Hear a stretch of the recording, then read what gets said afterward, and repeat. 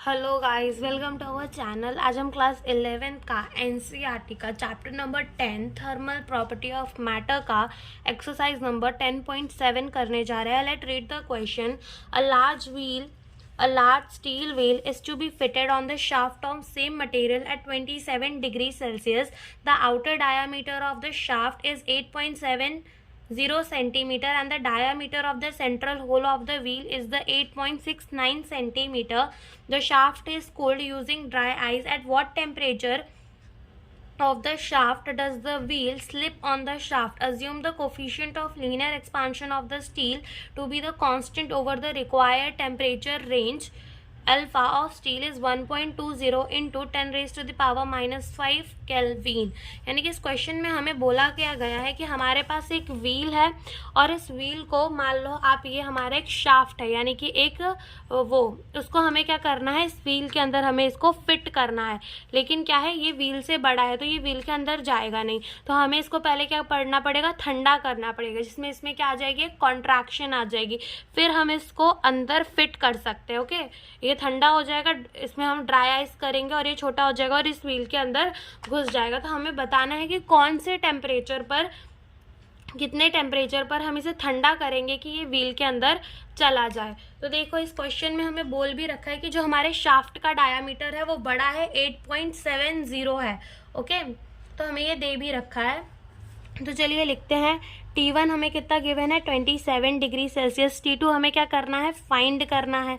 L1 हमें कितना given है, 8.69। ये किसका है, इसका डायामीटर है, तो हम इसको लेंथ लेंगे। L2 हमें कितना गिवन है, 8.70 सेंटीमीटर। ओके, और T2 हमें फाइंड करना है। कोफिशिएंट ऑफ स्टील हमें दे रखा है, linear expansion is 1.20 into 10 raise to the power -5। अब हम जानते हैं delta L is equals to L alpha delta T। हम इसका ऐसे लिख सकते हैं, L2 minus L1 is equals to L1 alpha T2 minus T1। Guys okay, अभी हमें T2 माइनस T1 को यहाँ ले आते हैं, तो ये हो जाएगा T2 minus T1 is equals to L2 minus L1 upon L1 alpha 1। Okay,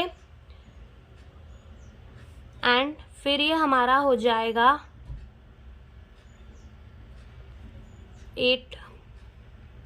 sorry बच्चों, आप है ना, ये शाफ्ट के डायामीटर को L1 मानो एंड ये जो व्हील का डायामीटर है उसे L2 मानो। ओके, तो चलो, हमारा शाफ्ट के डायामीटर को हम क्या मान रहे हैं, व्हील के डायामीटर को L2, तो L2 लिखते हैं 8.69 माइनस L1 कितना है, 8.70 upon L1 8.70 into 1.20 into 10 raise to the power -5 plus, okay, यहाँ पे हमारा क्या है, T2 minus T1 is equals to, जब हम इन दोनों को माइनस करेंगे तो हमारा आ जाएगा -0.01 अपॉन, इन दोनों को मल्टीप्लाई करने के बाद 10.44 okay into 10 raise to the power -5। And जब इन दोनों को हम डिवाइड करेंगे तो हमारा आ जाएगा 0.000957 इंटू, ये ऊपर चला जाएगा तो ये क्या हो जाएगा, हमारा प्लस में आ जाएगा 10 रेज टू द पावर 5 में। अब इसको हम हटाते हैं, 1 2 3 4 एंड 5, तो हो जाएगा 95.7 ओके माइनस में।